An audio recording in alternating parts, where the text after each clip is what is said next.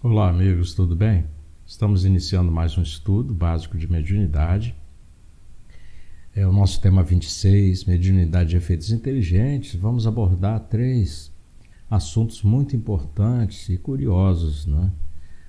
Para quem ainda não conhece, falamos sobre mediunidade poliglota, que é a xenoglossia, o serviço de passe e a psicometria, muito utilizada ainda, até em alguns países. Então, hoje, na nossa aula de 73, abordaremos esses 3 temas. Vamos utilizar bastante André Luiz também. Tá? E, é claro, sempre a base do nosso livro dos médiuns. Na introdução, no tema mediunidade. E ela diz o seguinte: e continuando-lhe o ministério, os apóstolos que se lhe mantiveram leais converteram-se em médiuns notáveis no dia de Pentecostes, quando, associadas às suas forças, por se acharem todos reunidos, os emissários espirituais do Senhor, através deles, produziram fenômenos físicos em grande cópia, com sinais luminosos, vozes diretas, inclusive fatos de psicofonia e xenoglossia, em que os ensinamentos do Evangelho foram ditados em várias línguas, simultaneamente, para os israelitas de procedências diversas. Então, para iniciar, para harmonizar, né, esse pequeno trecho, né, da introdução lá de mecanismo de mediunidade, que está com o título Mediunidade. Queremos então fazer a nossa prece inicial pedindo ao Mestre Jesus que esteja presente, nos iluminando sempre, e que os bons espíritos possam nos acompanhar, nossos anjos guardiões, nos intuindo para o bem dentro desse caminho. Pedindo também, como sempre, que possamos fazer uma interpretação com o espírito da letra. Que possamos então dar início ao nosso estudo de hoje, de mediunidade de efeitos inteligentes. Vamos lá? Então, estamos aí com esse assunto bastante interessante. Fala que em mediunidade há também o problema da sintonia no tempo. Isso nos faz pensar, nos leva lá para a psicometria, né, que nós vamos entender mais adiante. E eu gosto sempre de lembrar, né, essa questão do tempo, que confunde muitos. Inclusive, nós temos cientistas, pessoas de diversas classes sempre acompanhando e querendo retornar no tempo, às vezes para corrigir um erro, descobrir uma falha, modificar, fazer um novo começo, mas retornando no tempo e esquecendo de que nós estamos aqui num verdadeiro hospital, né? Um hospital escola, esse nosso planeta, em provas e expiações. Que essa é a maneira que temos de corrigir nossas falhas, nossos erros, de evoluirmos no tempo, né? Mas para frente, caminhando sempre para frente, reencarnando, tendo novas oportunidades, né? Expurgando, né? Como alguns gostam de falar. E retornar no tempo, no nosso plano material, nessa matéria com forma bruta, não é possível, não é permitido. Nós temos leis divinas e naturais que são imutáveis. Mas no plano espiritual, nós podemos sim retornar ao tempo. Nós vemos aqui alguns relatos em psicografias de espíritos que se suicidaram, ficam repetindo diversas vezes o fato acontecido, ocorrido com eles. Então é um retorno no tempo.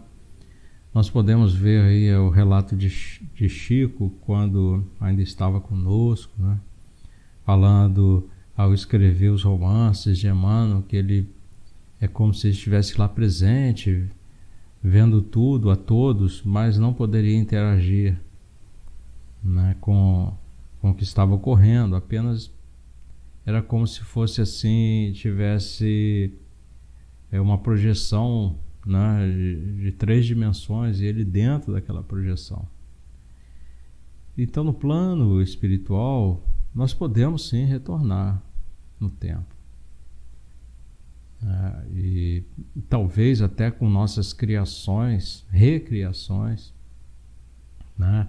Reviver, interferir, modificar até aquilo que já aconteceu, mas naquele ambiente ali. Mas não vai modificar em nada o que nós fizermos no plano material. O que nós precisamos é da nossa transformação moral. Vencer nessa luta, né?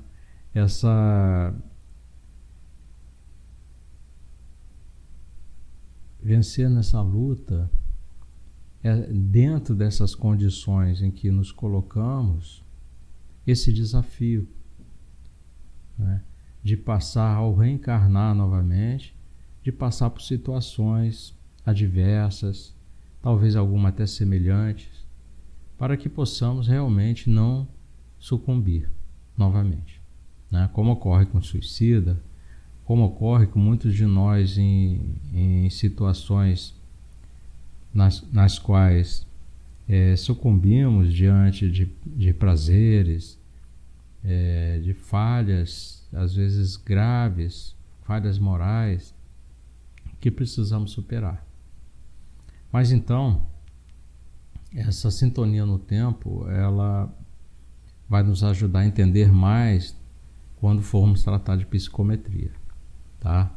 Vamos lá então para a xenogrossia.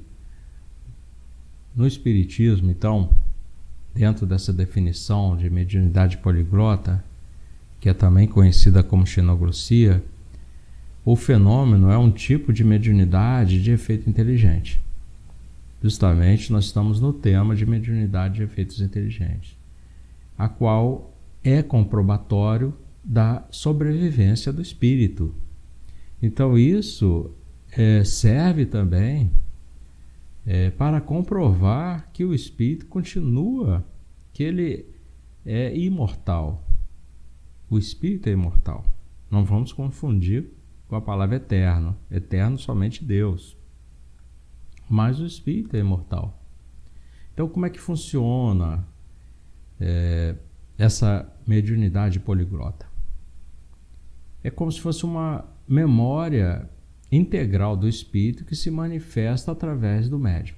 Então tem a ver com aquilo que nós falamos antes sobre o tempo, que precisa da memória, e ela vai se manifestar através também de alguém encarnado, que no caso é o médium.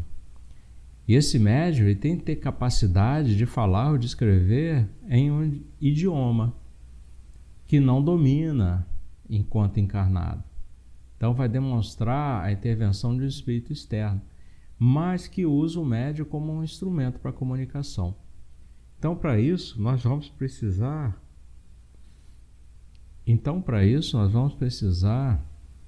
de acessar também no tempo essa memória do médium.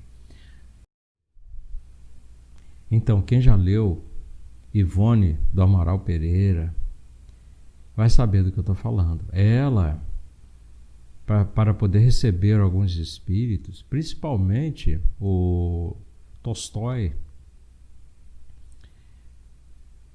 ela teve que ser sondada a sua mente no passado, num pretérito, uma encarnação passada, encarnações em que ela esteve naquele ambiente, naquele país estrangeiro, para que pudesse compreender melhor aquelas imagens, as vibrações que Tolstói passava para ela como espírito. E assim ela poderia então fazer uma psicografia melhor. Então nós vemos que o médium, né, além de ele ter essa capacidade de falar e de escrever em um idioma que ele não domina, né, como no caso da Ivone, que ela achava que não dominava aqueles pensamentos, não conseguiria manifestar aquele espírito através da sua psicografia, por não conhecer aquele ambiente, não entender muito algumas palavras do que ele estava falando, ela foi levada, né, a uma encarnação passada, a lembrança daquela encarnação, para ela saber que ela esteve lá presente e sabia daquela língua, daquele idioma. Então nós temos esse fato que é bem típico, tá? Nós temos aqui alguns estudos e conceitos, eu quis trazer também, porque é interessante nós sabermos que alguns cientistas, alguns pesquisadores do passado, investigaram isso a fundo, porque ele traz a sobrevivência do espírito, né? Essa mediunidade poliglota. É uma afirmação muito importante da sobrevivência do espírito. E esse Charles Richet, ou Richet, né, como falam, pronunciam, talvez seja dessa forma. Professor e escritor, médico, fisiologista francês, pesquisador de fenômenos psíquicos, criador da metapsíquica e Prêmio Nobel de Medicina de 1913. Não é uma pessoa comum, como nós. Tem um grande conhecimento dentro da ciência, dentro da metapsíquica. E ele cunhou esse termo xenoglossia. Então começou com ele, né? E a xenoglossia, do grego xenon, né, que é estranho, estrangeiro, e glossia, língua, a língua estrangeira. Mas Kardec já havia falado conosco na nossa doutrina sobre a mediunidade poliglota, tá? Que define a mediunidade poliglota dessa forma, então, pela qual o médium fala ou escreve em línguas desconhecidas. Ernesto Bozano, né, que fez... olha, tem um livro com mais de 200 páginas sobre a xenoglossia. E é interessante esse livro porque nessas mais de 270 páginas, só no final que tem um texto pequeno sobre conclusão, porque o restante tudo são os experimentos com a mediunidade poliglota. Muito interessante esse livro. Então ele realizou essa monografia muito completa sobre xenoglossia, usando casos reais, para comprovar cientificamente esses fenômenos. Então esse livro do Ernesto Bozano é muito importante dentro da comprovação da existência do espírito e da mediunidade de efeito inteligente. E Allan Kardec usou o termo médiuns poliglotas para se referir a esses médiuns, né? Então, quem já leu lá no livro dos médiuns vai entender. Então, eles se comunicam em idiomas diferentes do que conhecem em sua encarnação atual. E mais recente, as psicografias, né, do Chico, Divaldo, que nós temos aí. Então, André Luiz, ele trata nesse capítulo, né, da mediunidade poliglota, lá no mecanismo da mediunidade, ele fala o seguinte, sobre fascinação, nos domínios da mediunidade. De um capítulo que ele fala sobre fascinação, tá? E ali ele descreve o ocorrido aproveitando para analisar esse tipo de mediunidade poliglota, né? Dizendo que é um problema complexo de fascinação, nesse caso. A pessoa obsidiada permanecia controlada, né? São palavras lá desse capítulo, né, de André Luiz. Permanecia controlada por terrível hipnotizador desencarnado, assistido por vários companheiros que se deixaram vencer pelas teias da vingança. Então, muitos espíritos pervertidos no crime abusam dos poderes da inteligência e fazendo pesar tigrina crueldade sobre quantos ainda sintonizam com eles. Olha o problema da sintonia. Então, pelos seus débitos do passado. Então, toda obsessão tem alicerces na reciprocidade.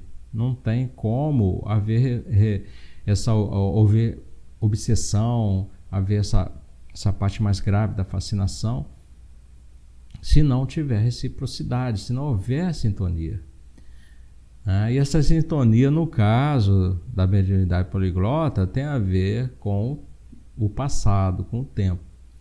Então não basta, que ele diz aqui, arrancar o joio, conforme nós já sabemos, né? É preciso saber até que ponto essa raiz dele está entranhada no solo com a raiz do trigo, para que não venhamos então a esmagar um e outro, né? Senão você acaba com aquilo que está crescendo de bom dentro de você. Então não há dor sem razão. Atendamos assim à lei da cooperação, sem o propósito de nos anteciparmos à justiça divina.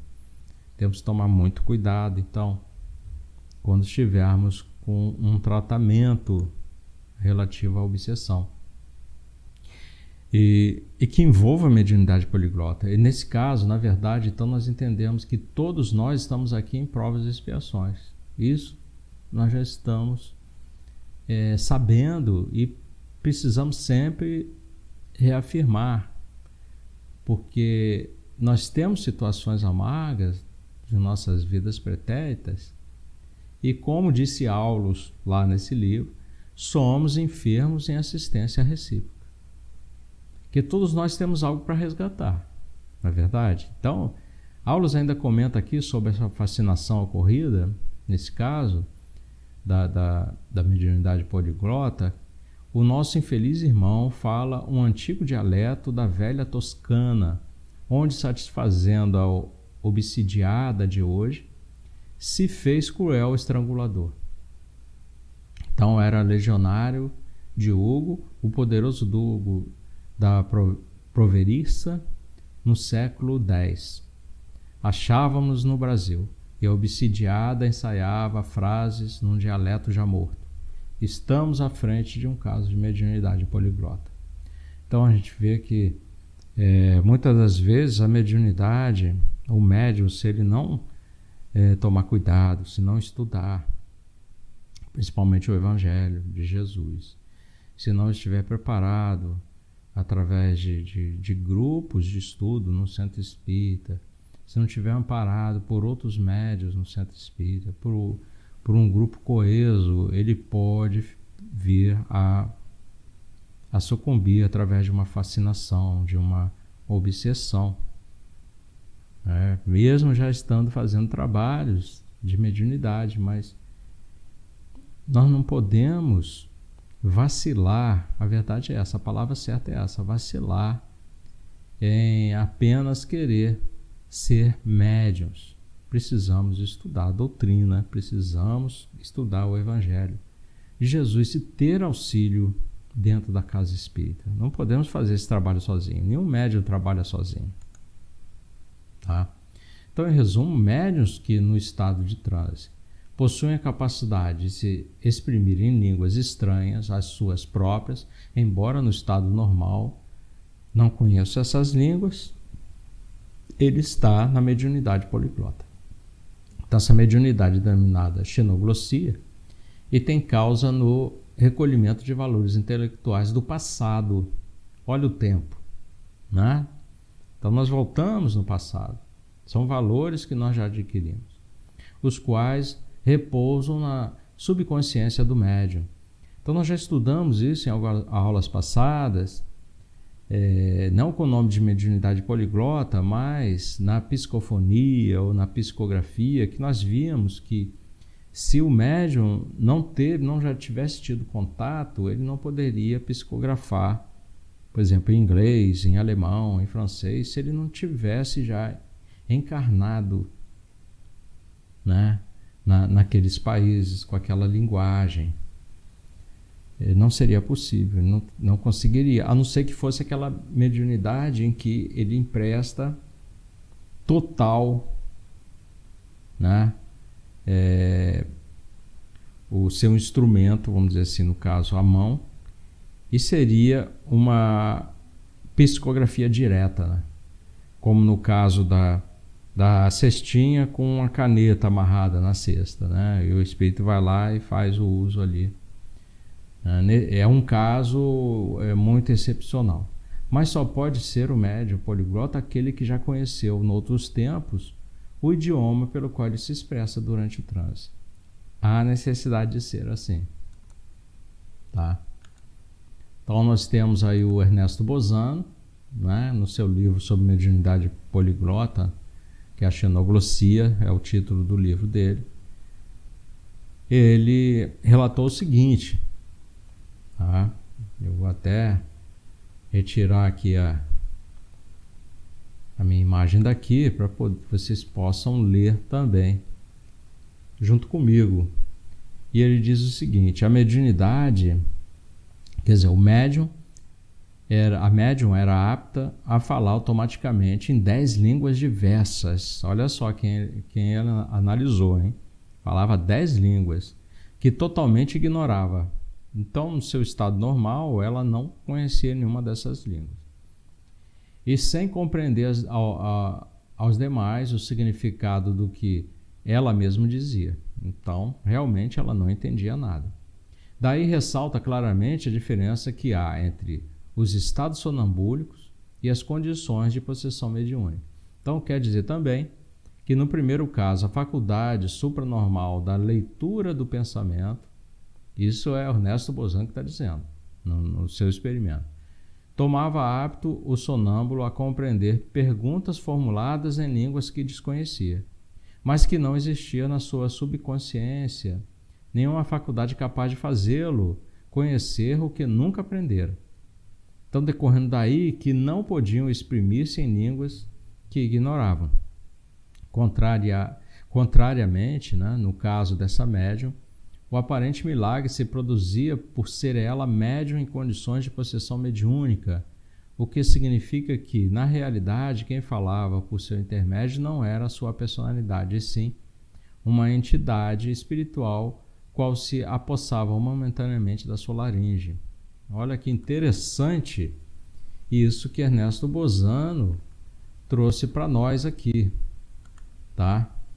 Então nós vemos que Ernesto Bozano ele trouxe dentro de um estudo sobre a xenoglossia um experimento importantíssimo, onde nós pudemos ali entender que o médium precisa já ter, conforme Kardec coloca, né, dentro da nossa doutrina, já ter vivido, né, naquele país, naquela situação, para poder transmitir corretamente, né, as palavras, transmitir o pensamento.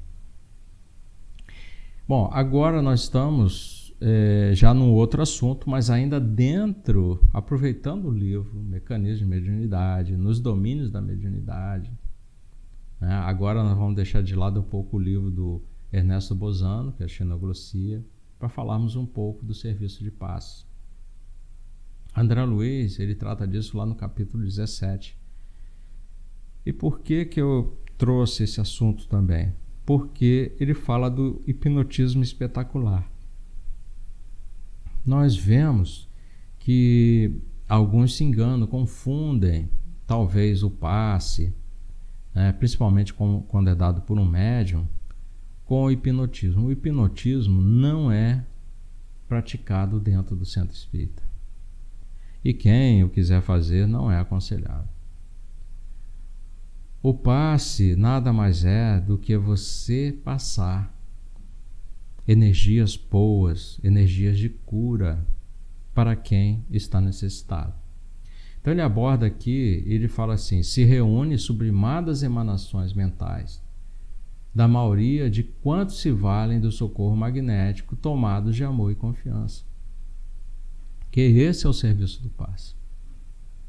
Mas ele traz aqui, falando sobre hipnotismo espetacular, para a gente compreender que se trata de um verdadeiro local de cura ali dentro do centro espírita, e nada tem a ver com hipnotismo, que é aqueles que a gente já viu em cinema, na televisão, em programas de televisão, que aparece alguém hipnotizando, né? E atualmente nós temos até alguns seriados aí, né? Que o hipnotizador, seriados de temas policiais, né? Ou temas médicos, Existe o hipnotismo atuando ali. Mas dentro desses mecanismos da mediunidade, André Luiz também ele fala o seguinte: sem recomendar de modo algum a prática do hipnotismo em nossos templos espíritas, viu? Sem recomendar de modo algum. Ele recorre ao escantilhão para fazer mais amplamente compreendidos os múltiplos fenômenos da conjugação de ondas mentais. Porque no hipnotismo, quem está hipnotizando, ele se aproveita daqueles que estão emanando alguma necessidade através de seus pensamentos. Aí ele cria essa sintonia das energias que ele possui, né, mentais, gera alguns fluidos que vão chegar até essa pessoa que esteja no palco, ou que esteja ali na sua frente, ou que seja, por exemplo, num tratamento lá num consultório médico, né, para uma regressão, né, que faz da pessoa ali que está com aquela necessidade, né, de compreender o que está se passando com ela. Então, há uma troca de energias, uma sintonia ali muito grande. E André Luiz utiliza desses exemplos do hipnotismo espetacular, dessa conjugação de ondas mentais, somente para demonstrar que a força magnética é um simples agente, sem ser a causa das ocorrências medianímicas nascidas invariavelmente do espírito para espírito. Então, essa mediunidade, essa força, isso que surge, não tem a ver com o hipnotismo, mas pode ser utilizado para se entender, compreender melhor como ocorre o passe magnético. Então, retornando lá nos domínios da mediunidade, no serviço de passe, ele diz o seguinte: os médiuns transmitem os benefícios que recolhem, sem a presunção de doá-los de si mesmo. E nós sabemos que tem um concurso dos espíritos, além do seu magnetismo. Então é importante não esquecer essa verdade para deixarmos bem claro que onde surjam a humildade e o amor, o amparo divino é seguro e imediato. É humildade e amor na sua expressão mais intensa, e aí nós temos ali um passe excelente. Então o passe é uma transfusão de energias boas, salutares, né? Alterando o campo celular, trocando a molécula malsã por uma molécula sã, como André Luiz fala, né? Acaba se trazendo a cura. Então vocês sabem que na própria ciência humana de hoje o átomo não é mais o tijolo indivisível da matéria, diz ele, André Luiz. Então que antes dele encontram-se as linhas de força, aglutinando os princípios subatômicos, e que antes desses princípios surge a vida mental determinante. Os recursos espirituais se entrosam entre a emissão e a recepção, ajustando a criatura necessária para que ela ajude a si mesma. É a sintonia. Ele está explicando a sintonia da forma mais profunda. Então a mente reanimada reergue as vidas microscópicas que a servem no templo do corpo, edificando valiosas construções. O passe, como reconhecemos, é importante contribuição para quem saiba recebê-lo, com o respeito e com a confiança que o valorizam. Olha a importância dessa mensagem de André Luiz dentro desse capítulo nos domínios da mediunidade, que é o capítulo 17 do Serviço de Passe. É uma explicação muito plausível, uma explicação importantíssima para que possamos compreender que precisamos da humildade e do amor. Esse amparo divino, então, ele se torna seguro e imediato. Tá?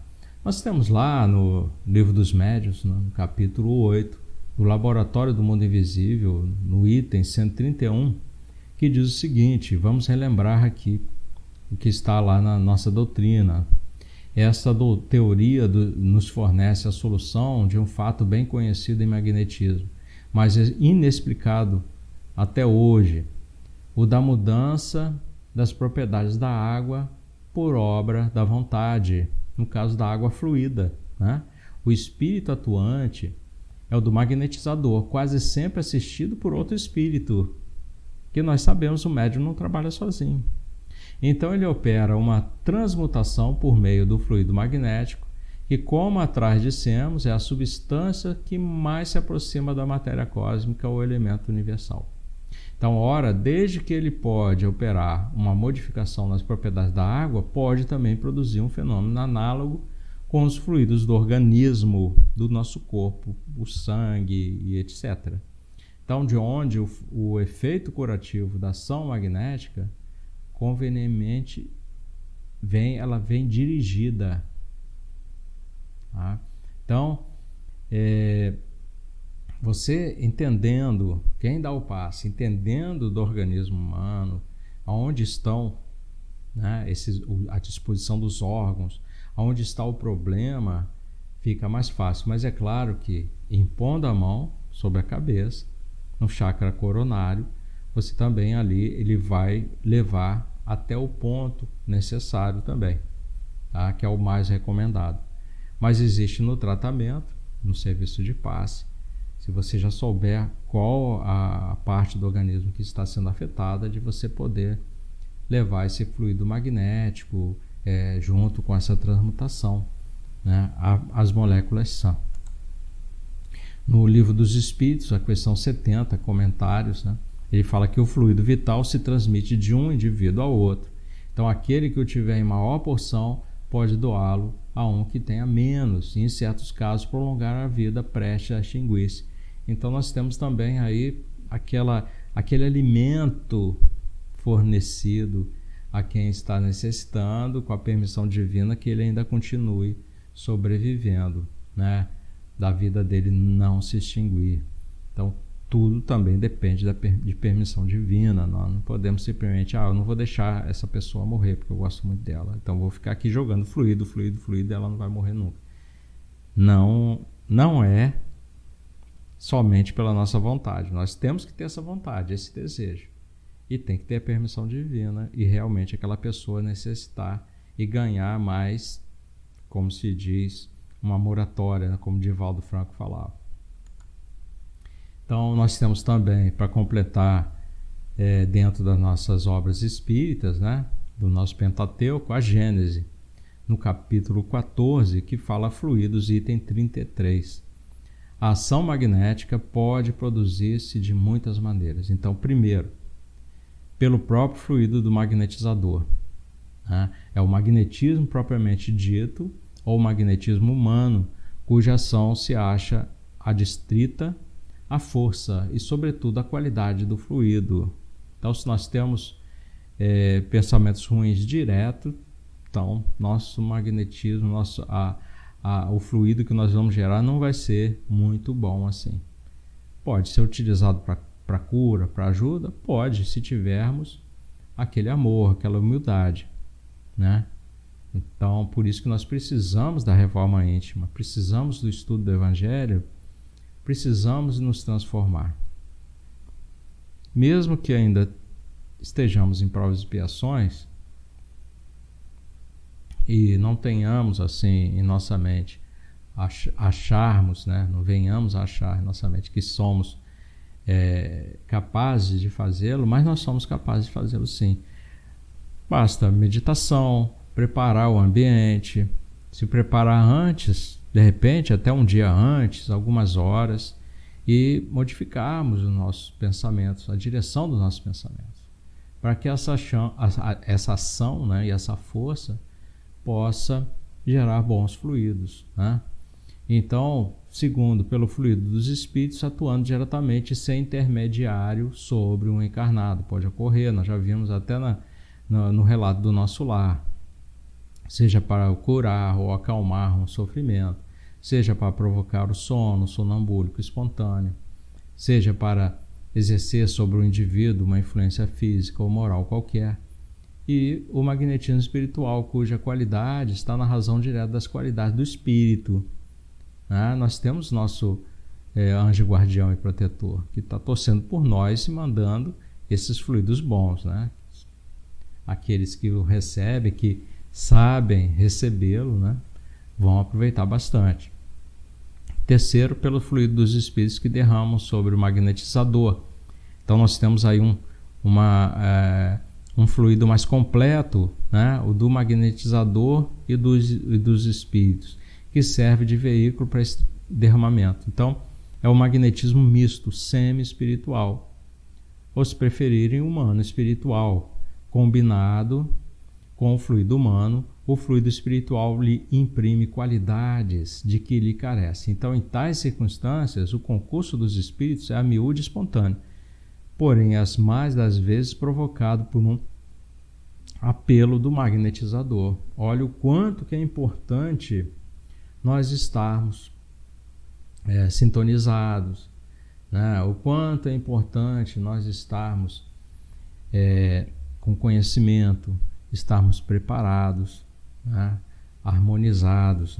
Por isso é importante você frequentar o centro espírita, estar presente nas reuniões, formar aquele grupo coeso para poder fazer o trabalho do passe, né? O trabalho mediúnico, seja qual for o trabalho que você faça na casa espírita, você vai estar se harmonizando, vai estar se entrosando com o ambiente ali naquele local, naquele recinto, tá?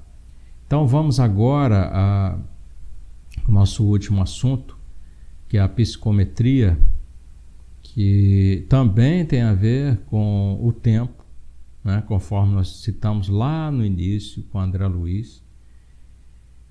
E a psicometria, então, ela significa esse registro, a apreciação da atividade intelectual.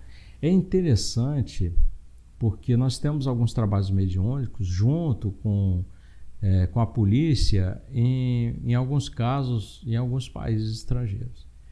Esse trabalho de psicometria. Então, são trabalhos mediúnicos. Ela designa aqui essa faculdade de ler impressões e recordações ao contato com objetos comuns. Então, nós vamos entender como que isso ocorre. Então, iniciando com André Luiz, em Mecanismo da Mediunidade, lá no capítulo 20, ele vai tratar de psicometria. Então, tanto nos domínios da mediunidade como em mecanismo, ele trata de psicometria. Então, ele diz o seguinte, vamos ler aqui um trechinho.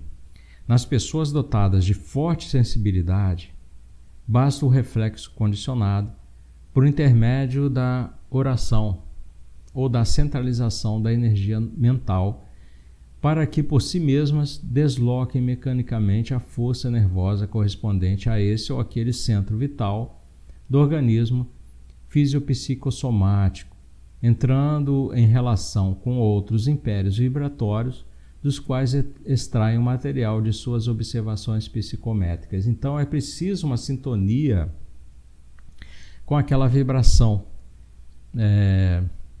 Por exemplo, se aquele objeto traz vibrações muito ruins, você vai ter que se conectar com ela. Então, nós conseguimos porque nós somos ainda atrasados, estamos em provas e expiações.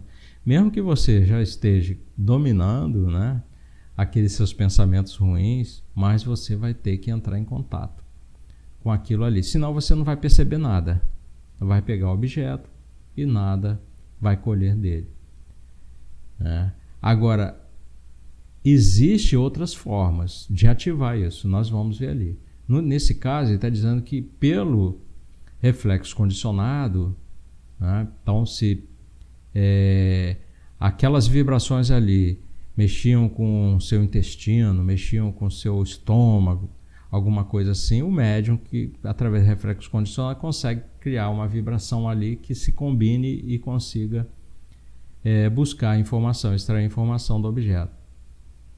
Mas é imperioso ponderar que semelhantes faculdades plenamente evidenciadas nos portadores de sensibilidade mais extensamente extroversível esboçam-se de modo potencial em todas as criaturas. Então todos nós conseguimos buscar essas sintonias, né, através das sensações instintivas de simpatia ou antipatia com que se acolhe ou se repele uma das outras na permuta incessante das radiações. Então, de repente, você, eu não gostei desse objeto não. Nossa, ele me traz recordações ruins. Já é você se sintonizando com ele, já é um tipo de psicometria que às vezes inconsciente, você nem percebe, tá? Assim como nós temos de outras pessoas, né? Então podemos entender que para esse trabalho o médium precisará exteriorizar seu campo mental se utilizando de fluidos produzidos por seus centros vitais, fluidos estes que irão permitir a criação deste campo, que irá interagir com as vibrações impregnadas nos objetos. Então, a diferença está aí.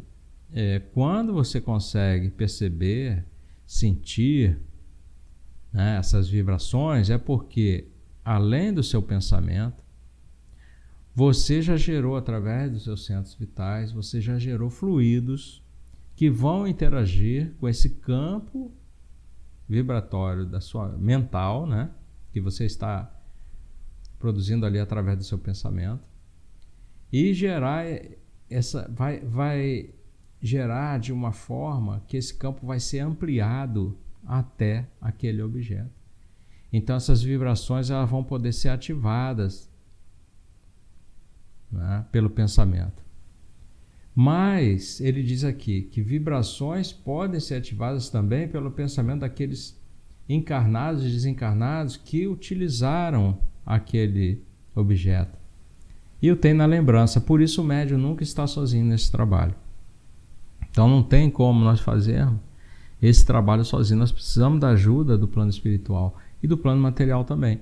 Alguém que conheceu, por exemplo, no caso de um crime, né, lá, conforme fazem lá nos Estados Unidos, às vezes nós temos médiums, né, de psicometria. Então eles chegam e a pessoa entrega aquele objeto, uma pessoa da família, então já está com uma vibração, com uma lembrança de que aquela pessoa utilizava, fazia uso daquele objeto, seja uma camisa, um pente, um boné, e aí isso já passa para o médium. O médium ele já se entrosa, já pega aquelas vibrações ativadas ali pelo pensamento daquele familiar, né, com o objeto. E aí atrai espíritos diversos que gostam daquela vibração e vão se comunicando um com o outro. Então ele fala aqui, no capítulo 26, nos domínios da mediunidade, sobre a psicometria, de que muitos desencarnados que ainda vagam pela superfície com a mente fixada em lembranças materialistas do passado depositam fluidos que envolvem objetos queridos, que conservam formas de pensamento, e quem o utilizou em outras vidas na verdade são objetos animados pelas remanescências dos antigos possuidores. Olha que interessante. E por isso que existe a psicometria. Se não houvesse esses remanescentes, essas remanescências nos objetos, né, pelos seus antigos possuidores, nós não conseguiríamos extrair nada dali. Isso me faz recordar um relato aí do Manuel Filomeno de Miranda. Nós estamos falando aqui de André Luiz, mas Manuel Filomeno de Miranda tem um livro, não me recordo o livro agora, mas lá ele trata de um assunto assim com a psicometria.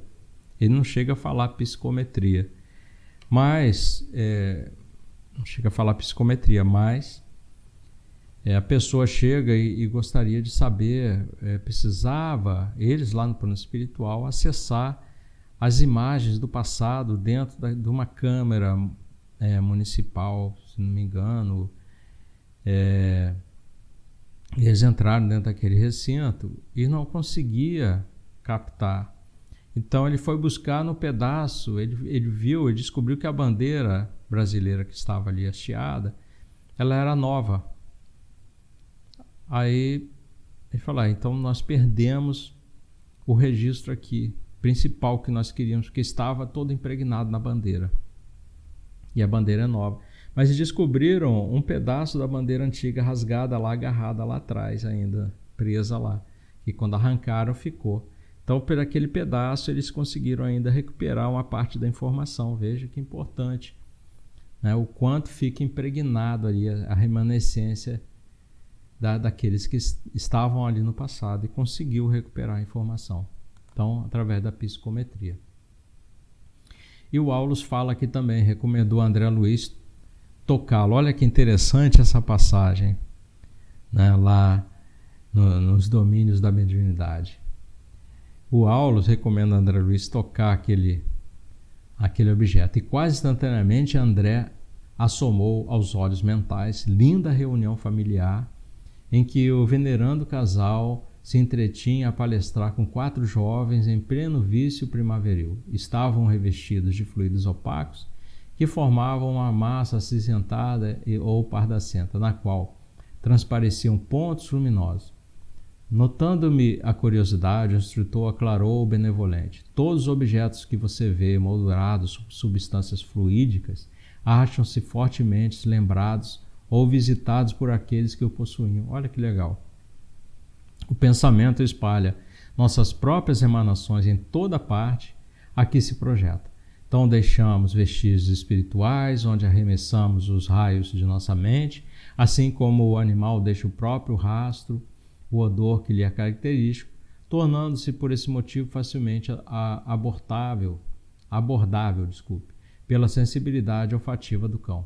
Então até nessa busca, né, que os animais fazem, né, rastreando, está envolvido esse tipo de mediunidade. Olha que interessante. Então, quando libertados do corpo denso, aguçam-se os sentidos e, em razão disso, podemos atender sem dificuldade a esses fenômenos, dentro da esfera em que se nos limitam as possibilidades evolutivas. Então, não dispomos de recursos para alcançar o pensamento daqueles que se fizeram superiores a nós. Então, se eles já passaram, nós não vamos conseguir pegar destes, né? Contudo, para que os registrem, devem ser portadores de aguçada sensibilidade psíquica. Então, as marcas de nossa individualidade vibram onde vivemos e, por elas, provocamos o bem ou o mal daqueles que entram em contato conosco. Está tudo registrado. É um registro eterno aí das nossas sobrevivências no passado. Olha, é fantástico, né?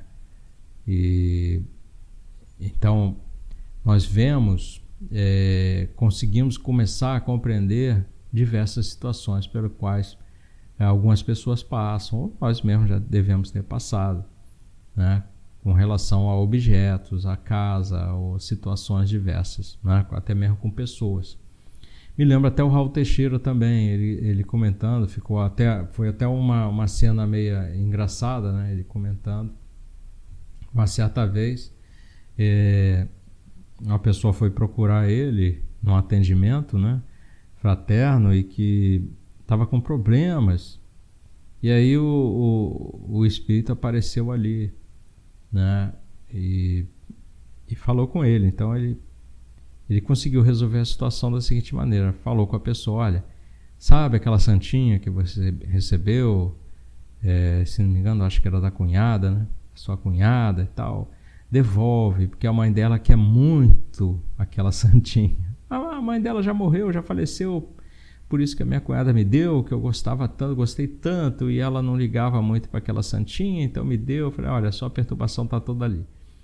Ela não larga essa santinha, devolva ela, por favor, devolva.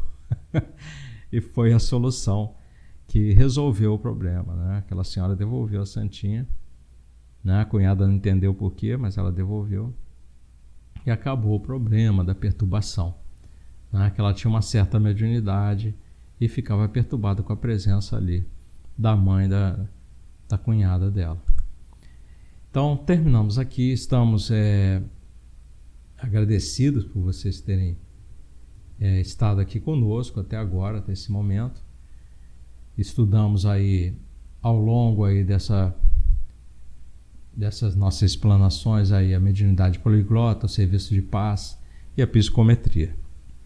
As nossas referências, como vocês já viram, nos domínios da mediunidade, né, de Francisco Cândido Xavier e André Luiz, no capítulo 17, 23 e 26, vocês poderão encontrar lá.